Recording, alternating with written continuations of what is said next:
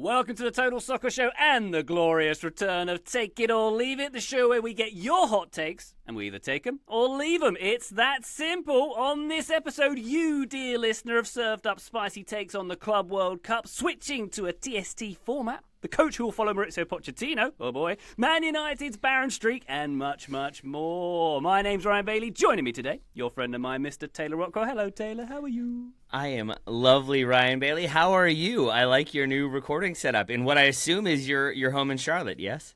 That's kind of right. No, it's kind of wrong, actually, Taylor. I'll tell you where I am. I am in the one place in the United Kingdom that has internet. I found the room. I found where it is. Wait, you're not in the room with me? Okay, England. I found the wrong room in England. There we go. Graham's got the other room. There we go. I am actually broadcasting live from Athletic headquarters in that London, Taylor. Get me. Ooh. Get me. Yeah. Ooh. And if Very you want exciting. to see what a podcast recording booth looks like at the Athletics headquarters in London, you can look at our YouTube channel, like and subscribe. There we go. When you told them what program you were with, did they know what it was, or were they unsure what you were talking about? This is the sixth door I had to knock on today. I finally found the right one. Yeah, there we go. Did you mean Also, the Total Football Show? I'm confused. I don't know what words you're saying. we were totally something, and we are here. Thank you very much. Graham Ruthven, hello, how are you? I'm very well. Ryan Bailey, can you, steal me some pens? Or is there anything? See, whenever I go to a nice hotel, whenever I stayed at a Disney hotel, I always steal the Disney-themed soap, which I think you're allowed to do.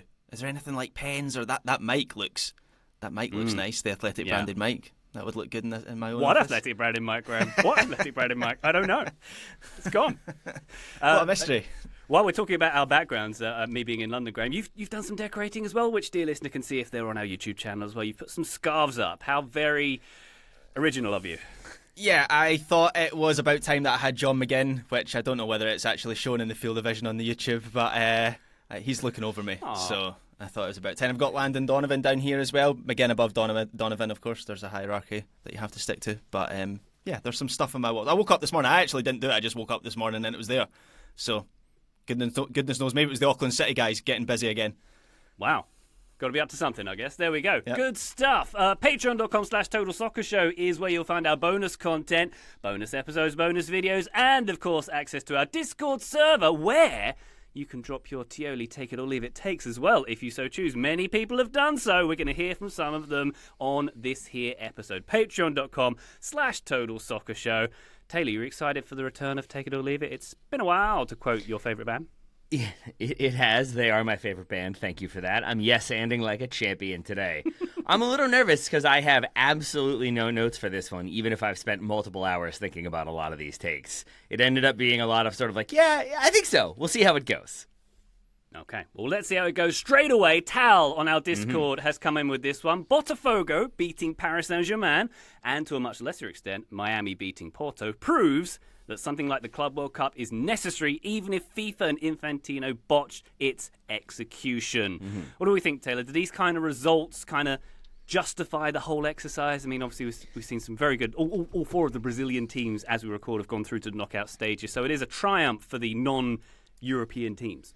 I'm going to quibble with some of the terminology, but generally speaking, I am taking this one. I don't know if I would say it's necessarily, and I think the key thing that Tal has done here is proves that something like the Club World Cup is necessary, and that I would agree with, because I still think having champions from 3 years ago or 4 years ago being part of the Club World Cup, even if the squad is completely different and they have fallen on hard times, it's a little bit confusing. It doesn't really feel like it's in the spirit of World Cup qualification or the like, but I'm not sure how you do it better aside from just having it be purely by coefficient rankings of the last 3 or 4 years.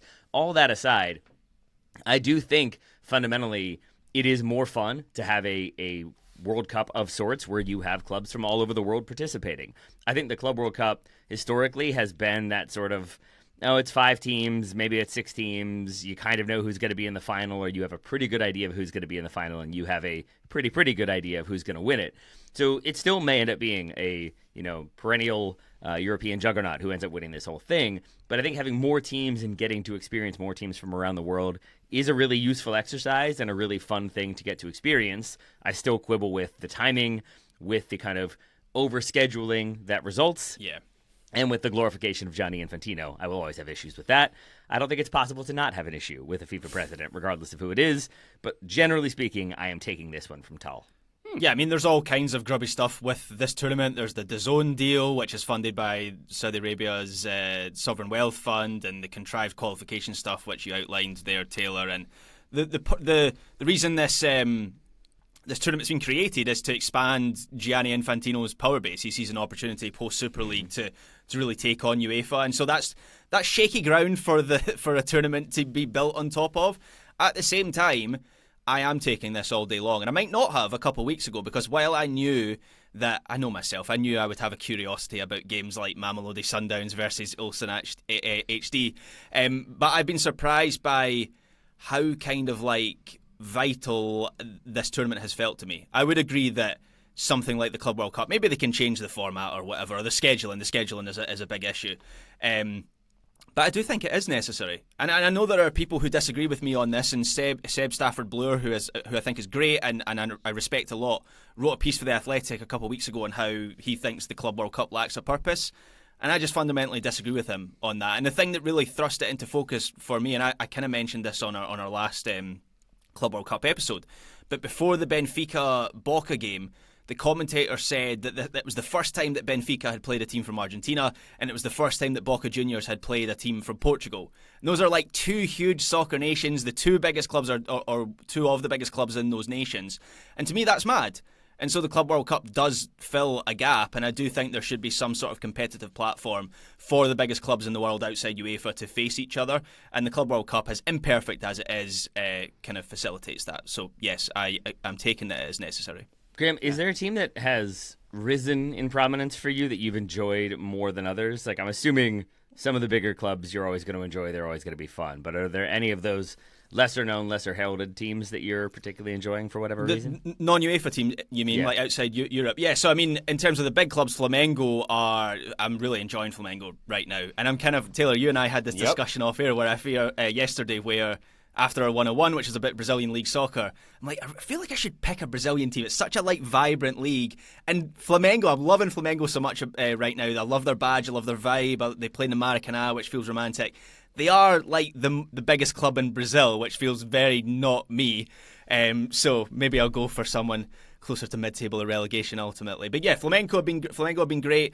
Mamelodi Sundowns were a team that I knew a bit about already.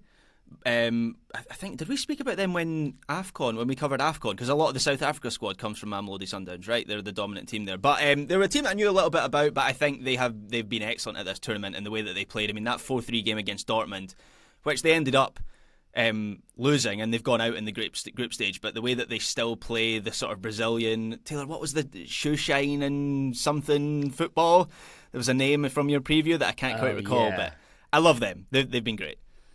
Was it like shoe shine and cigars or something? It was something confusing but fun. Something memorable from the sounds of it. Yeah. They shine their shoes. I remember that.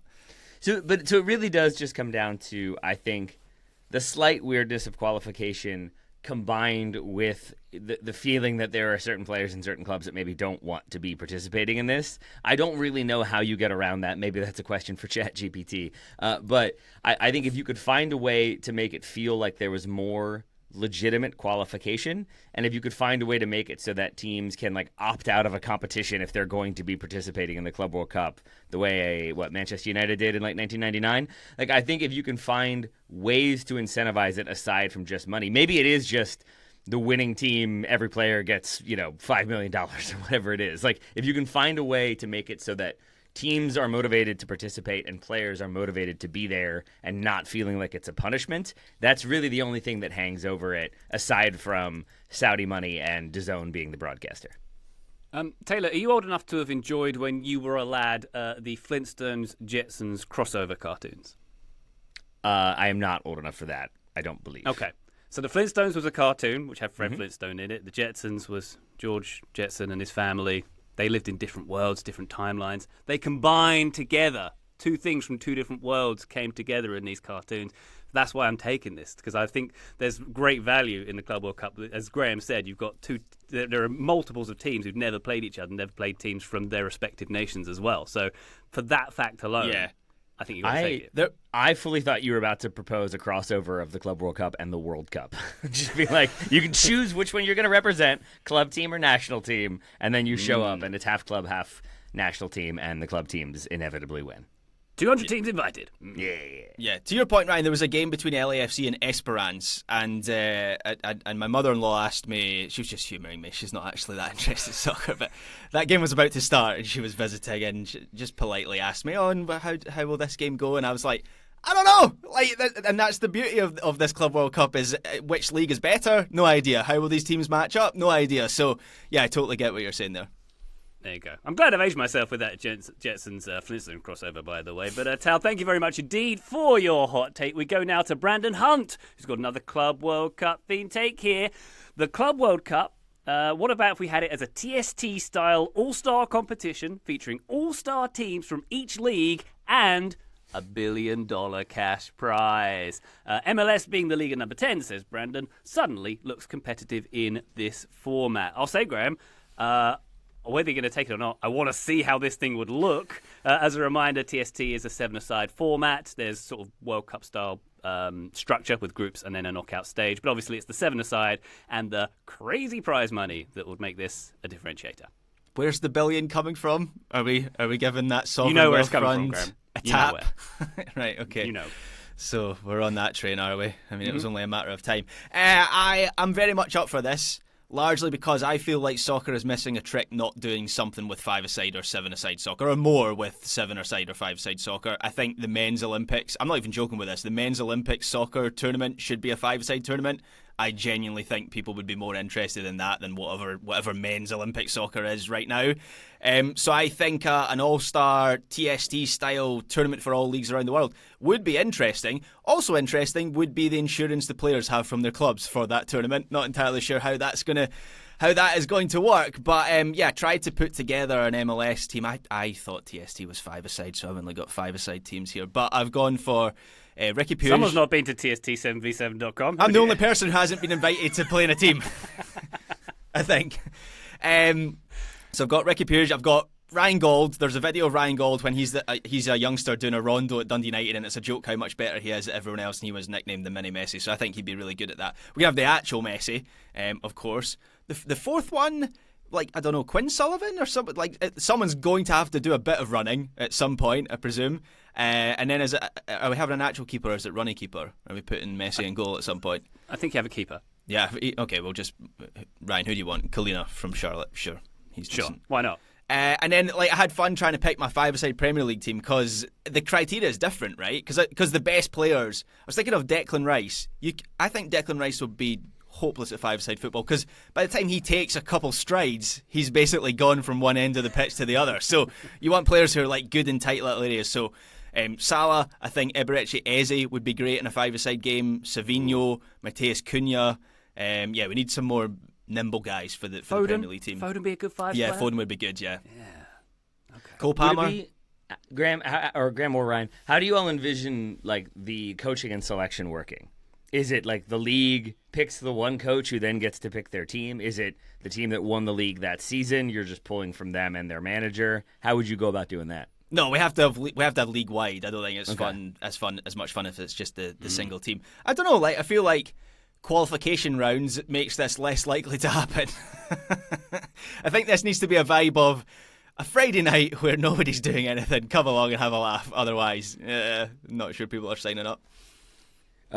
So I am leaving this one. Number one, because the idea itself just kind of bums me out. I think it's the $1 billion cash prize. At that point, it just feels fully I don't know what money means anymore. I don't know what prize money means anymore. So I think that would just make me a little too I don't know. The sport that I truly love and enjoy has become just a thing where you can make a ton of money. $1 billion's not that it that wasn't much. already. I mean, not Taylor, that much. I've got right some now, news for you. Yeah. I know that's a dozen eggs. I think it's just making it into an absurd number like that. It's not dissimilar from the Neymar transfer fee. It's just does money even matter anymore? Does any of this matter? I don't know what we're doing. I also don't know. Graham, I appreciate your attempt to assemble a squad. Something tells me that the La Liga team comprised of Barca, Real, and Atleti players is going to be pretty competent. I would say the same for any Premier League team, any Bundesliga team, any Serie A team. I think MLS might be in some trouble in that one. Okay. All right. So you don't like fun is what we're concluding. That's what I'm getting from that, yeah. Yeah, pretty much. Fine. Pretty That's much. fine, I'll have the $1 billion.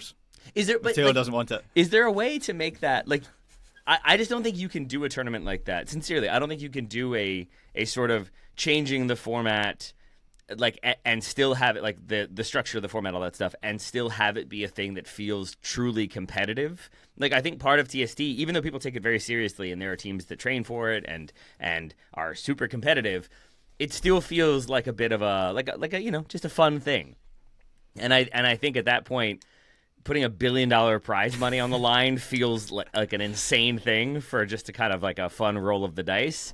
Whereas, like, putting $500 million into the Men's World Cup and $500 million into the Women's World Cup, let's do that instead, and let's prioritize that one. It changes the framing of this tournament a bit, where if you have like a penalty in the final, it would be score this penalty because it'll be fun versus score this penalty or you will destroy your life. Yeah. Oh boy. Yeah. Do you want generational wealth? Because this is how you get generational wealth. I think as long as we stage this tournament in the middle of summer, 3 p.m. games in the hottest and most humid locations, I think we're onto a winner. I think we're good. Possibly, but Taylor might have won me over. I'm getting vibes of the first scene of Succession where Roman writes the check for the little boy playing rounders or baseball. Hit this home run for, what is it, $1 million or whatever. Yes, it is. Yeah. Okay. They all get watches in the end, though. It's fine. So, thank you very much for your take. That's Brandon Hunt, excuse me. Thank you very much for your take as well. We take a quick break. When we come back, we're talking about Poch's successor. We're talking about the starting striker for the US at the World Cup. Join us then. Total Soccer Show, welcome back to Take It or Leave It. Let's go to Andrew from the Discord, who says, working under the assumption Mauricio Pochettino will leave the US after the 2026 World Cup, the USMNT's first port of call should be Panama's Thomas Christiansen. Taylor, Thomas Christiansen, lest we remind dear reader, Danish former striker, has coached Panama since 2020, lasted about 6 minutes as Leeds manager, currently, of course, with Panama. What do you think? You were taking this one? I think I am leaving this one. I know Joe, who is obviously not with us, messaged in the Slack to say... He's still alive, by the way. I am taking... No, he's gone. That's something terrible happened. We just went right over that. I didn't even mention it at the top of the show. He's fine. I might have phrased that poorly. Joe, who is in South Dakota and therefore no longer with us. That's same thing, right? Sounds very euphemistic. He messaged in the Slack to say, I am taking this one... so strongly. He 100% believes this. And I am leaving this not because I have any antipathy towards Thomas Christiansen. I think he might very well make a very good USMNT manager. I think maybe this is a cheap way of getting around the question itself. It's just that it depends a lot on how the World Cup goes. If the U.S. manages to kind of string results together over the next year and put together a competent team that is playing really well and playing maybe a more advanced style or a more progressive passing style or a style that features more progressive passing, like I would want to continue in that vein. Not that Thomas Christiansen isn't capable of playing that, but I think that would feel, at least to me, like a return to more of a pragmatic approach to national team management and to the USMNT. Whereas if Poch does really, really well and the U.S. overperforms, maybe he wants to stick around. I wouldn't sack him at that point, but also maybe if he does step away, like maybe you find a coach who can kind of continue along the same lines. Maybe Big Ange sits out a year and wants to take over the USMNT. I just think if you're asking me right now, like if things continue on and nothing changes, then the U.S. just looks kind of lackluster and like they're not kind of bought in, then yeah, I think bringing in a manager who's probably going to bring some more pragmatism, but still have moments of attacking flair, I think that would make a lot of sense. It's just I haven't fully given up hope that the U.S. can't be a more fun, possession-oriented team. Okay. Graham, thoughts? Yeah, I think I agree with Taylor. I think what Thomas Christiansen has done with Panama has been incredible. Joe's a big fan, as we've already outlined. I can feel him spiritually taking this one because he talks about Christiansen a lot. He knows more about Christiansen and that Panama team than I do. My only real exposure to Panama is when they play and beat invariably the USA. So I know he's done a great job, but I am taking Andrew's take as it is, that this should be the first call, and I'm leaving it on that basis because The first call after Poch, in my opinion, should be to Pep Guardiola. I will continue to bang this drum, but I think Pep will coach in the US at some point in his career. It might be an MLS team, it might be NYCFC, obviously the links there with City, but it could be the national team, because Pep keeps talking about how his career won't be complete until he's coached a national team, and he's got an affinity with the US. He's got a house in the US. That's where he spent his sabbatical. Was that between between Barca and Bayern? That was the sabbatical, right? He spends that time in New York.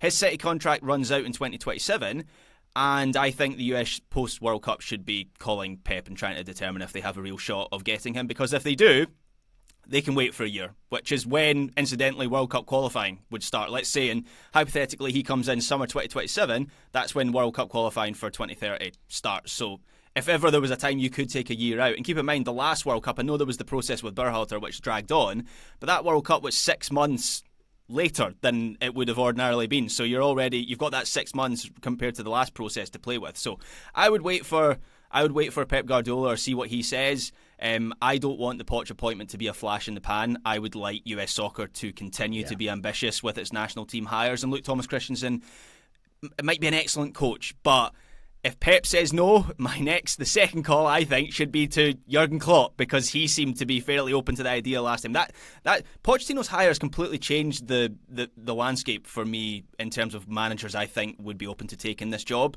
and that's where US soccer should be aiming. Yeah. The only other thing I'll add that is like a slight negative for me about Thomas Christiansen, and again, it's not really about him.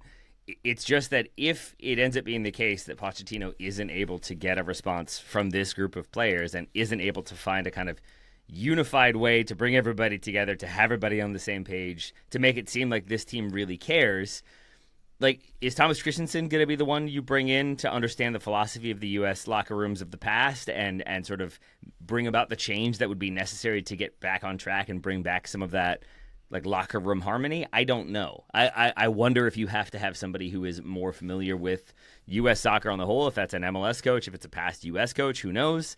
The options there are somewhat limited. But I think I can't shake the feeling that, like, if you have somebody coming in who isn't able to fix the culture and they're like an outsider, for lack of a better term, I don't know if bringing in another outsider is the way to fix that. Graham, coming back to your Pep Guardiola call there, I feel like there's another nation who might be in search of a coach after this coming World Cup, where in a nation where Pep also has a property, where he's maybe lived for the last. He has a house in Scotland? I'm not aware of that. Come on now. He has a house in England because he has to have a house in England. That would be my attitude too. Yeah. That does feel like if Pep wanted to cement himself as the greatest manager of all time, taking over the U.S. and then elevating them into a next level national team would do that. Looking at his career trajectory thus far with the gigs he has taken, England does feel like the more logical national team job that he would take. Yeah, I think there are 3 feasible countries, and there's a rank, right? England's probably number 1. I think number 2 is Brazil, because they've courted him for so long, and he keeps talking about how he loves Brazilian football, and he could see him. Just last week, I think he was talking about how he could see himself working in Brazil. And then USA's 3. Now, there might be a gap between Brazil and the USA, but these things rely on timing. Like, if timing had been a little bit more convenient for Poch, he might have been England manager, like for this World Cup. International management is like that. So England might be happy with Tuchel. He might win the World Cup. He might stay. Brazil might be happy with Ancelotti, and so process of elimination, maybe the US is the kind of the only international offer on the table. But I know I've completely changed my tune here, because a year ago I was like, no, the USA could never hire a Pep or a Poch or a Klopp, and then they went and got one of them, and that kind of changed things for me. Graham, do you not include Spain on that list for Pep because of the Catalunya aspect of things? Correct. Yeah. Okay. I would be highly surprised if he's ever Spain manager. Yeah, I don't think he'd do that. Yeah. Anyway. Andrew, thank you very much indeed for your hot take. We go to Lady Tottenham of Hotspur now. Imagine if you were landed gentry and you were Lady or Lord Tottenham of Hotspur. Just, wow. There we are. What a handle. Thank you very much for this hot take. Flo Balogun is not going to be the starter for the 2026 World Cup. It's a short and sweet hot take. What do we think, Taylor? How you feeling on that one? Was it Henry Hotspur? Is that who it was? And that sounds like a mascot. I feel like there was it comes from a British nobleman, right? The I think Hotspur so. nickname. Yeah. So there Yeah, you got a good was point. presumably a Lady Hotspur at some point. So I did not maybe know we're that. talking to them. I could right not have now. told you where the Hotspur thing came from for Spurs. So hey, you learn something every day. Thanks, Taylor. I think he was quick to fight, and so he was hot in his spurs to have his horse right. charge forward or something like that. And he had a pet Either dog way, roll.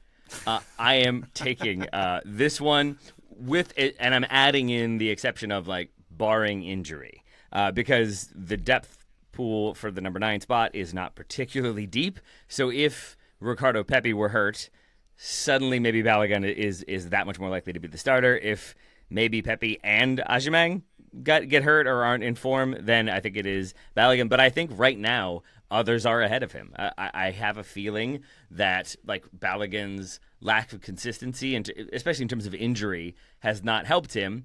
But I don't think that we've ever seen him play for the U.S. and look like the man, the guy that we've been waiting for, the guy that we thought he might be. Shocking that a fan base in the United States would overhype a player and then maybe be frustrated when he didn't reach the ridiculous heights that were expected of him. I would put myself in that group. But I also think at club level, we haven't seen him reach the level where he is a consistent starter scoring consistent goals. Again, a lot of that is injury, but even when he came back, I think he had plenty of competition at Monaco. So I think it's not as though he is definitely the first choice striker even right now. And I think if Pepi is able to come back and have a really strong season, or maybe he gets a move and scores some goals and looks sharp, I think he's a player that Pochettino is going to like. His mentality and disposition seems to be the type that Pochettino would enjoy. I think Aubameyang continues to justify inclusion, even if he is not the finished product by any stretch of the imagination. I don't know where we are on the move to Derby County that I saw rumored earlier in the week. That felt like it was being reported as done, but I don't believe it is.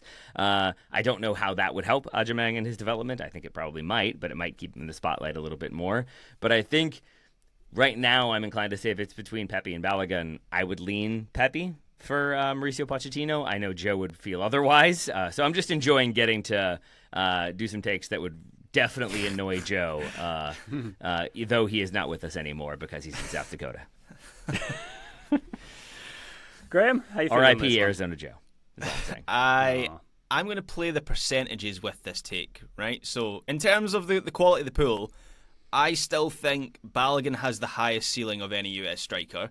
So I think all things being equal, he has a better career than Ricardo Pepi, as well as Pepi has done at PSV. And look, it's marginal. If you told me that Pepi does have the better career, that wouldn't be overly surprising. But I think Balogun has already reached higher heights than Pepi by having that season at Rem. And I think a lot of people forget that or sometimes forget that Monaco did pay €40 million for Balogun, which says a lot about how high his stock was at that time. But injuries is the thing with Balogun, right? And he misses a lot of soccer. We're not far off a year since Poch came into this team, which, by the way, seems remarkable. I mean, we're, 3 months off, but still 3/4 of a year through. And he hasn't been able to have a look at Balogun yet. He played 600 minutes in League One last season. Season before that, he played in 5 matches over the last 3 months of the season. So really, it's been basically 18 months since he was playing regular football. He's essentially missed a year for the USMNT. And so for me, this take it's not about talent. It's a question of whether we can count on him to be fit for the World Cup. And on the basis of the recent evidence, I'll say no. So I'll take this one. I'll say Pepi starts. But I'm not sure that's really about talent. It's just about playing the percentages. I also can't rule out at this point that Big Pat doesn't start the World Cup next year, which fills me with a little bit of fear as much as I do like Ajuman. But he's the only one of the striker pool that Poch seems to have latched onto in any way. And much of that is because he hasn't had the other strikers there, and it's been January camp and the Gold Cup and so on. I accept that. But I kind of do wonder if Poch is at the point where he's just going to decide his guys are his guys and he's going to ride with them into the World Cup, and in which case maybe it is Big Pat that starts the World Cup. All right. Thank you very much, Lady Tottenham Hotspur, for your take. One more quick break. When we come back, we're asking how long until Man United get back in trophy contention. Maybe Taylor won't like the answer. Join us then. I won't. Total Soccer Show, welcome back to TIOLI, as none of the cool kids are calling it. JFK on our Discord says, it will take Man United longer to win the Premier League again than it did for Liverpool to win it. And as a reminder, Liverpool, they won it in 2020. Their previous league title was 1990. I'm calling that 30 years. Manchester United last won in 2013. It's been 12 years. And Graham, I would suggest that Man United are nowhere near getting back on track for title contention at this point. So I guess the question is, how much longer will United be in the wilderness? Yeah, they clearly are a long way from winning a Premier League title. Are they 17 years away from winning a Premier League title? So that would be 2043 for Man United, which still feels a long, long time away. I know we're in 2025, which is terrifying in its own way, but 2043, like, that's so difficult to comprehend because all the players will be different. Like, maybe Lamine Yamal will be Barcelona manager in 2043. So this Everything's going to look like Blade Runner then. It's going to be a very different world, I imagine. One of these days it'll happen, Ryan. One of these days it'll be right. It'll be like a Simpsons prediction. Right. So this one's kind of purely based on hunch and vibes because there's nothing else to go on. Like, who will own Manchester United in 2043? That's the question, right? I don't think we can know. So I'm going to leave this one. I think Man United will win a Premier League title before 2043, just because when Liverpool had their dip, and that was kind of like, when was that? Mid-90s to mid-2000s was when Liverpool, that was like the real low point for Liverpool. I remember them just not being able to sign good players. They didn't have the money. The lure of the club as a whole really faded in that period. And you look at their signings between, as I say, the kind of late 90s and mid-2000s. They were signing players like El Hadji Diouf, Emile Heskey, Peter Crouch. Like, some of these players are respectable players. But you know, win a Premier League title with Emile Heskey or Peter Crouch. And it wasn't really until they signed Fernando Torres that this changed. And by the way, kind of a bit of a tangent, I think Fernando Torres is one of the most transformational signings in Premier League history. I think he completely changes Liverpool's whole... No, yeah. Well, it was transformational in a sense, just not in the way that Roman Abramovich wanted. But I think he changed Liverpool's whole status at that time. So anyway, to come back to Manchester United, as bad as they are still able to sign, like Matheus Cunha was one of the best players in the league last season. Brian Mbeumo was one of the best attackers in the league this season. There's chat about maybe they'll be able to get Victor Osimhen, who's one of the best number 9s in Europe. And so they still have... It confuses me to a certain extent. I'm not entirely sure why they have this status or how they still have this money, but they do, and it allows them to get good players, and I think that gives them an advantage that I feel Liverpool lacked for a good while. Okay, so you're not taking this take, Graham? No, I'm not taking it. I think they'll win one before 2043. Okay. All right. Just based on hunch, nothing else. Well, yeah, that's all we've got to go on, I suppose, with this question. But Taylor, let's picture it. It's 2043. There's only two companies left existing in the world. There's one owned by Baron Trump, the other one by the Saudis. One of them owns Man United. Have they won the title by then? Does that mean Saudi has swallowed Qatar at this point? They don't get to own teams anymore either, or Abu Dhabi? I like, yes. To Graham's question of who will own Manchester United, the answer is a sovereign wealth fund. We just don't know which one from the many possibilities. I am leaving this question as well, but it was more difficult than I wanted it to be to leave this question. Because, first of all, as you've already pointed out, Ryan, like we're 12 years in. and they've come close, once under Jose Mourinho, and even there it didn't feel that close. Suddenly it feels like a more feasible option. It really does just come down to who owns the club and who continues to own the club. Because if the Glazers are somehow still around, I don't see anything changing. I think they'll try different stuff, and they'll try different managers, and maybe they'll try different approaches. But ultimately, I think it requires, as Liverpool did, new owners to come in and do things differently and have the perception of being much smarter, much more modern in their thinking and in their approach, and having that sort of sizable impact as a result. I don't think the Glazers have... I know the Glazers haven't done that. They've had a sizable impact going the other way. Thus far, I don't think Ineos have had one either. So you can look at their signings this summer and think they're addressing areas of need. They are maybe improving the squad. And yet I still don't know if I have any faith that they're actually going to have an impact, because it still just seems like a chaos club. And I don't know if you can win a title and be a chaotic club. I guess others have found their way. Barcelona would be a good example of that one. But I think it's just unknowable with the 17 years or 18 years we have remaining. If the Glazers stick around, though, I think it's much, much less likely that they end up winning a title. But if there is an inevitable sale to somebody who has, like, let's say Qatar comes back and puts in that offer and they end up selling the club, do Qatar build a new Old Trafford? Do they reinvest in facilities? Do they kind of change the vibes and the sentiment around the club? I think right now the sentiment is just so low, morale is so low, the vibes are so negative that I don't see it changing anytime soon. But there's a difference between 5 years and 18 years. So I think they will end up being able to win a title, hopefully before Baron Trump owns half the planet. But we'll see. We'll see. Yeah.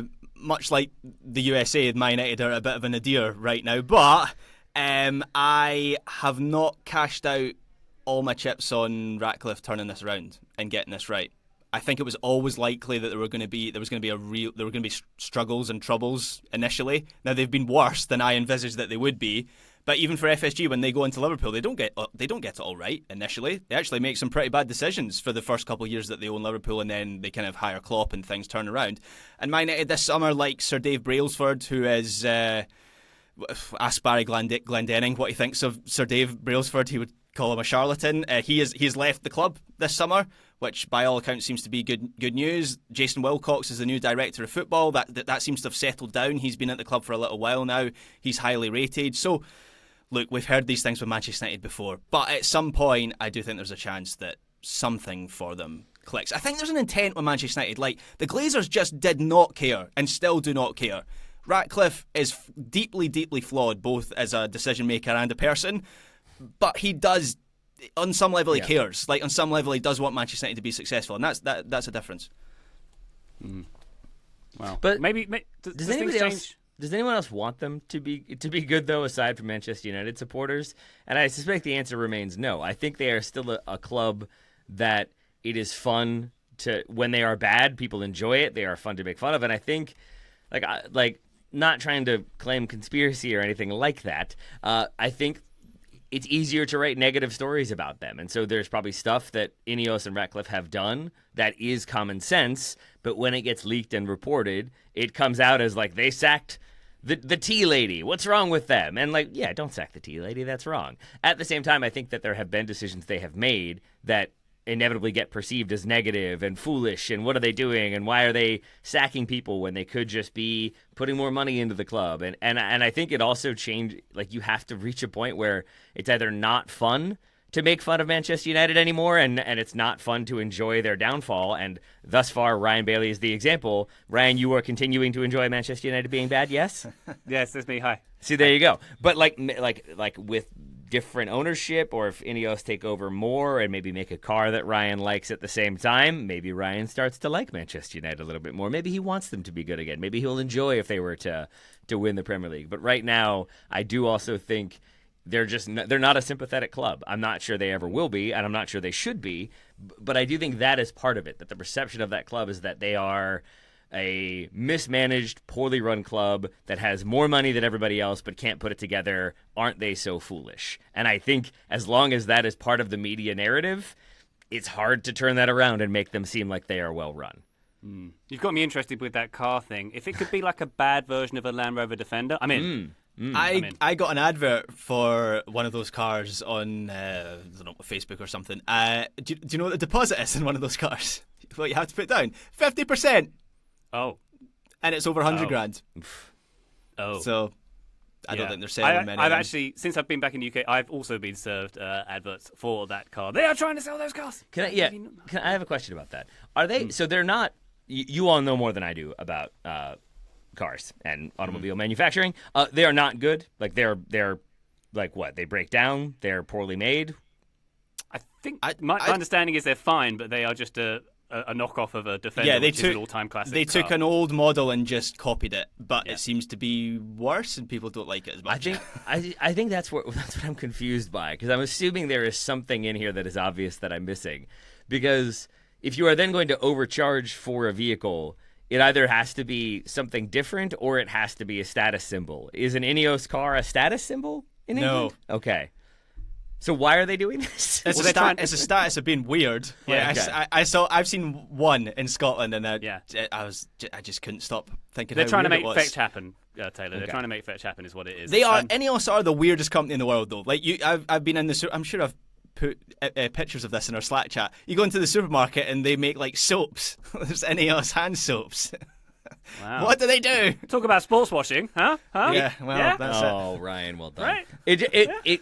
It feels very much like season 1 Logan Roy of Succession, where like maybe you're not sure if the decision making is as sharp as it used to be, but it's along the lines of like we're a petrochemical company, we should make cars. They run it, like we'll do the whole thing, and it feels like a very fly by night decision that now requires $100,000 or $50,000 investment or whatever it might be. It's good choices. Good choices. But they're totally going to turn it around. Manchester United going to win the league next season. I should note, I saw on Reddit the other day, every year that a version of Grand Theft Auto has been released, Manchester United have won the title. The next one is slated for 2026. So we'll see what happens. Well, if it was on Reddit, there we go. There you go. Actually, one more hypothetical I'll put your way. Who's going to win the Premier League first? Manchester United or Newcastle? Newcastle. Okay. Good. We had that listener question not so long ago, and I was kind of on the edge. What was it, 10 years? I'm totally taking 10 years now. I don't actually think Liverpool. I don't think Newcastle are actually that far away. I think they need to hit their signings, of course, but The only reason why I was slightly slower on the draw than Graham is because I assumed you were going to say Manchester United or Tottenham, and that's the one that I'm not really sure of one way or the other. Manchester United. See, there you go. It's tricky. Sorry, Graham lady. Tottenham of Hotspur. You've offended the gentry now. Oh, dear. Let's move on. JFK, thank you very much for your hot take. One more for this episode from Guy Y. Thomas Frank is finally the right choice for Tottenham because rather than the coach who's been good at a dominant club, they've targeted a coach who's gotten an under-resourced team to overperform. And relative to the Champions League places, that's what Tottenham are. Even if he doesn't work out, this should be their model, says Guy Y. I think, Graham, I've sort of made this point on the pod before. That as a premise, this all sounds good. But the Thomas Frank factor is he had so much more support at Brentford with incredible scouting, with a data-led approach, which is virtually unrivaled in world soccer. The squad building he had and the philosophy that Brentford had, probably not the same scenario at Tottenham. So yes, in spirit, this should be Tottenham's model, but whether they have the structure for it is another question. Yeah, and there are big questions at Spurs over Lange, not Ange. Lange, is he the sporting director? I can't quite remember what his official title is, but Big Lange, yeah. But he is. There's just question marks. I don't think anyone really knows what his influence has been at the club. There are question marks over whether they're bringing in or bringing back, I should say, Paratici, who was their sporting director, then got a ban for his involvement in Juventus, and then now that ban is expired. Are they going to bring him back? So he was just involved with Juve, and they're like, banned. That's it. That's enough to taint a person. So yeah, absolutely accept that point, Ryan. I think I'm still taking this. Although, can I just quickly push back on the under-resourced thing in Guy's take? Do you know how much Spurs spent in transfer fees under Big Ange? And you should know the answer to this because we were talking about this before we started recording. Any guesses? Was anyone listening? This is a good test. It was 450 million euros they spent under 2 seasons. It's not like you, Ryan. But Spurs actually have the 3rd highest net spend in the Premier League over the last 5 years. And yeah, they sold Harry Kane, but they've spent so much more than the money that they got in for him. So I think you could say Spurs have spent that money badly. What is confusing about that is, yeah, you could say Spurs have spent that money badly, but you go through their signings under Big Ange and they kind of hit on a lot of them, which is confusing.